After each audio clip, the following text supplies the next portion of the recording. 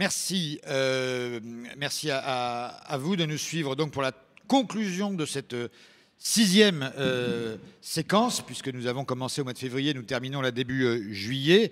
C'était un cycle absolument passionnant. Et puis une fois de plus encore, la séance de ce soir, vous l'avez remarqué, était vraiment d'un grand intérêt, d'une grande densité. Donc on va se tourner vers Olivier. Tu vas conclure le dernier de ces 6 lives du projet. Donc peut-être que tu auras un mot d'ailleurs de manière plus globale sur la façon dont tout ça s'est passé. Mais là, ce soir, on a assisté à des moments forts sur la question des inégalités territoriales, sur la question de la laïcité de la République, sur la question des discriminations. Voilà, il y avait comment dire, effectivement, cette séance était très, très diverse. Voilà, qu'est-ce que ça t'a inspiré, puisque tu étais là à écouter tous nos intervenants. Voilà, quel est le mot que tu as envie de nous transmettre après avoir entendu nos invités? Après les avoir écoutés, surtout un mot qui me vient à l'esprit, c'est accord avec l'essentiel de ce qui a été dit. Bon, ce titre, pour cette 6e séquence, aurait pu résumer, y compris le projet dans son ensemble. Il y a un débat qui a été lancé il y a quelques années, à l'époque par Nicolas Sarkozy, sur l'identité. Qui sommes-nous? Que voulons-nous? Où voulons-nous aller? Et ce débat, c'est vrai que dans un premier temps, la gauche a tendance à vouloir l'éviter, considérant qu'il ramenait à une dimension identitaire au mauvais sens du terme, avec cette idée que c'était un repli sur nous-mêmes plutôt que la volonté de réaffirmer ce qu'est la République française. Et je crois que nous avons eu tort de laisser ce débat prendre cette ampleur-là sans jamais vouloir riposter, sans jamais donner notre propre vision de ce qu'est la République française. On a abandonné beaucoup de territoires intellectuels, idéologiques, à la droite, voire même à l'extrême droite. Et c'est bien qu'aujourd'hui, on ait cette volonté de justement se réarmer, de redire dans l'espace public ce que peut être, ce que doit être notre propre vision de ce qu'est la République. La République, pour nous, depuis Jaurès, c'est la République jusqu'au bout. Et quand on parle de République fraternelle, j'entends bien que ce soit un mot qui puisse être genré, mais la réalité, c'est qu'il y a une dimension qui n'est pas simplement une dimension de solidarité, ça va plus loin. C'est cette dimension, y compris de presque affective. C'est l'idée que nous sommes frères et sœurs, si on veut le dire comme ça. En tout cas, nous sommes frères et sœurs dans un même destin. Nous avons un destin commun. Et ce mot de commun qui est revenu très à la mode à gauche, il est pour moi essentiel. C'est comment est-ce qu'on fait pour ne pas vivre les uns à côté des autres, ne pas vivre chacun avec des droits mais séparés. Et c'est ce qui différencie aussi ceux qui sont dans le différentialisme de ceux qui sont dans l'universalisme. Et c'est la raison pour laquelle nous sommes des universalistes. C'est-à-dire que nous ne prétendons pas vouloir donner suffisamment de droits à chacun pour qu'il puisse vivre en paix en son coin, mais comment est-ce qu'on peut faire pour vivre ensemble et s'enrichir ensemble de notre diversité. Voilà, donc j'ai écouté le débat qui précédait aussi, et je voudrais dire mon accord sur un certain nombre de points. C'est-à-dire qu'il y a aujourd'hui une volonté, notamment à droite et à l'extrême droite, de chercher à distinguer les uns des autres et à chercher à décrire la gauche comme décoloniale, intersectionnelle, indigéniste. Il y en a. Et nous ne sommes ni les uns ni les autres. Mais moi, je ne voudrais pas qu'on jette le bébé avec l'eau du bain, pardon. Ni dans un sens ni dans l'autre. Et je m'explique.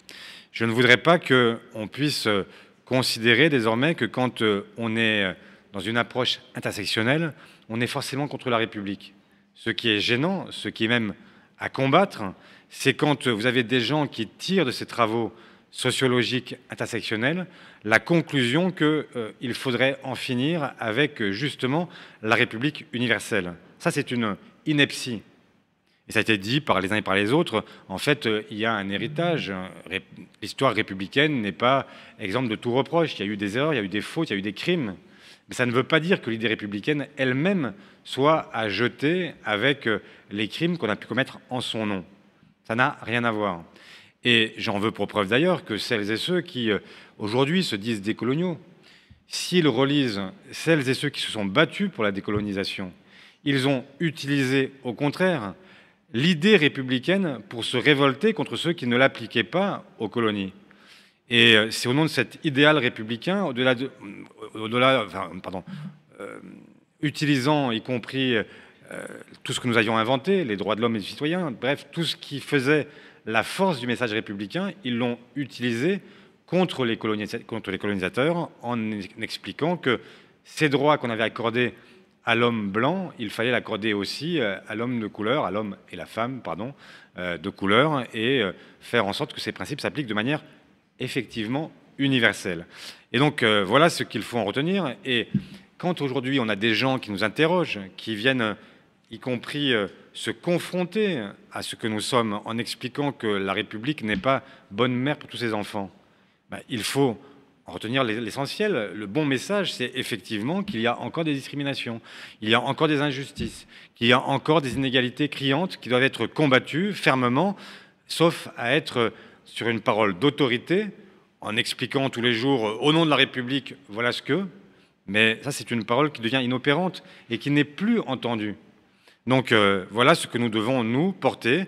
Et la République fraternelle, c'est effectivement lutter contre les discriminations, lutter, quelles qu'elles soient, de genre, de sexualité, évidemment de couleur de peau, de religion, mais plus largement, cette République fraternelle, ça va être une République qui pense aussi les salaires, le logement, l'éducation, la sécurité. Tous ces sujets-là sont inclus pour moi pleinement dans cette notion de République fraternelle. Voilà. Très bien, ben, merci d'avoir synthétisé comme ça à la fois le travail que fait le Parti socialiste sur ces questions-là depuis quelques mois. Justement, là-dessus, un dernier mot avant de laisser la parole à Corinne, mais tu as initié ces lives du projet au mois de février dernier. On le disait, c'est le 6e et le dernier, en tout cas pour l'instant. On expliquait que le Parti socialiste ne réfléchissait pas ou était en panne de projet. Moi, alors, on a vu avec Boris qu'une synthèse de l'ensemble de ces travaux serait présentée à Blois, mais quand même, je voudrais la parole du premier secrétaire qui a lancé cette initiative. Comment tu la juges là ce soir, au moment où on termine en tout cas ce premier cycle? Je la juge évidemment positivement. En réalité, il fallait trouver une formule qui permette, dans une période compliquée, celle du Covid, eh bien, de trouver le moyen de continuer à présenter semaine après semaine, mois après mois des travaux, le faire en résonance avec des gens qui travaillent en dehors de nous. Il n'y a pas que des socialistes qui sont venus sur ce plateau expliquer ce qu'ils avaient à dire et chercher à faire converger les points de vue et à montrer que nous n'étions pas, loin s'en faut, à court d'idées et à court d'engagement possible pour le quinquennat qui vient. Et donc, ce travail a été rapporté mois après mois.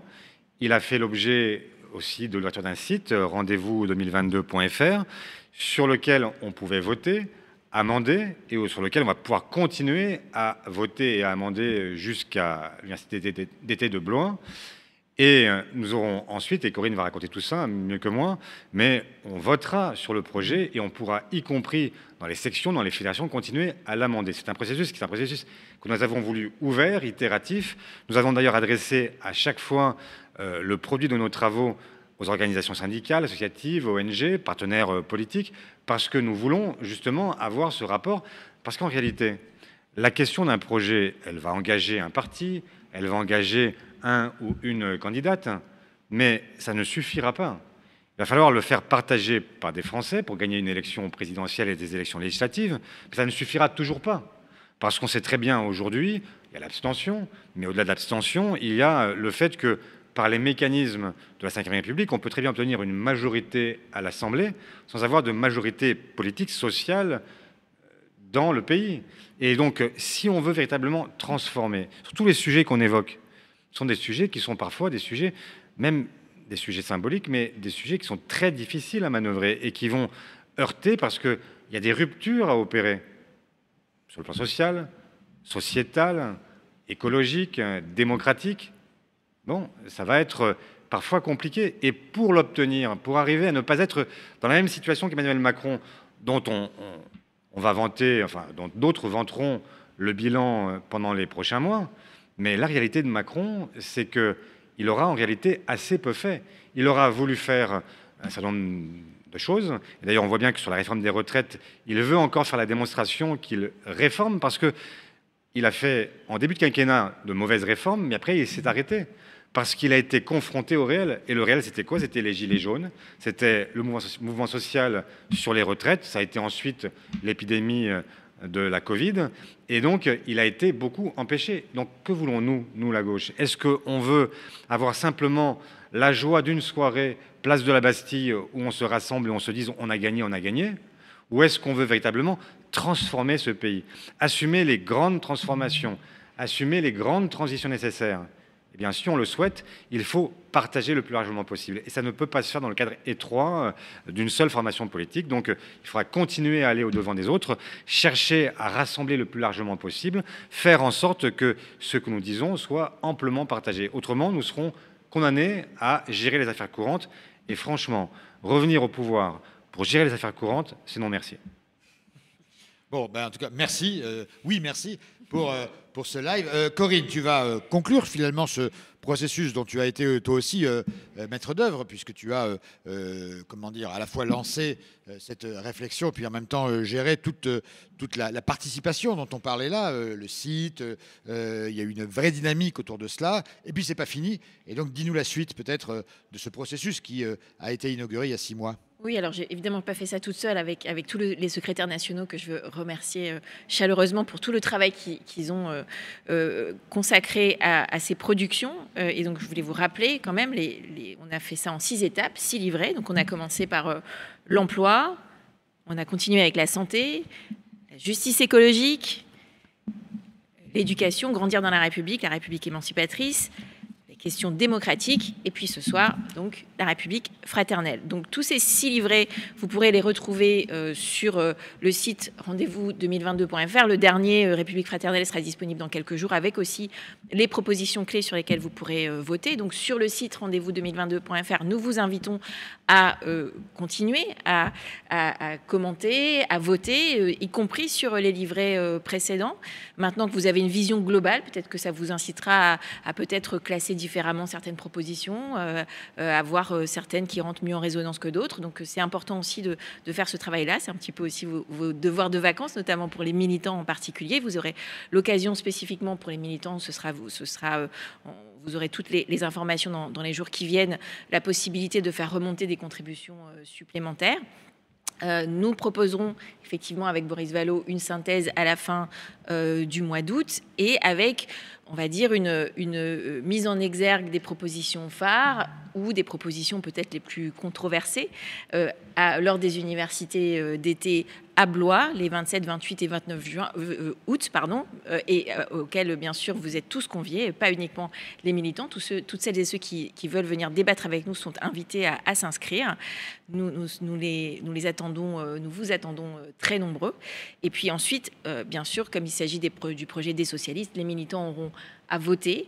Il y aura ensuite une possibilité lors du vote aussi, en parallèle du vote, de proposer des amendements par rapport au texte qui sera mis au vote. Et donc ensuite, il y aura aussi un travail qui sera fait de résolution par rapport à ces amendements, pour que, au final, au mois de septembre, nous ayons un projet des socialistes à proposer à la France et aussi, bien sûr, comme vient de le dire Olivier, à nos partenaires à gauche, pour construire, nous l'espérons, un projet de coalition, un projet de gouvernement qui permette de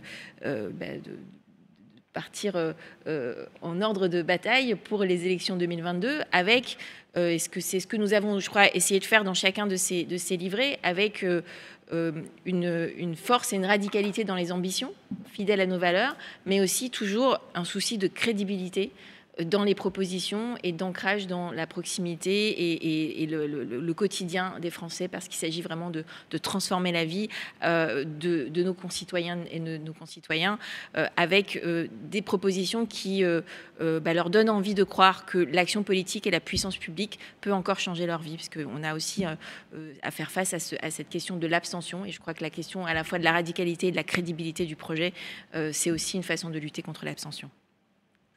Merci, merci Corinne, merci Olivier. Merci à notre illustratrice qui nous a régalé tout au long de nos différentes séquences des dessins que vous avez pu voir. Nous, c'est trop loin pour qu'on le voit à l'écran, mais merci à son travail, à son humour, à son talent. Merci à Marie qui n'était pas là avec nous ce soir, mais qui a avec moi animé ces 6 sessions qui étaient absolument passionnantes. Merci à vous tous et puis un rendez-vous à Blois pour ceux qui peuvent s'y déplacer. À bientôt.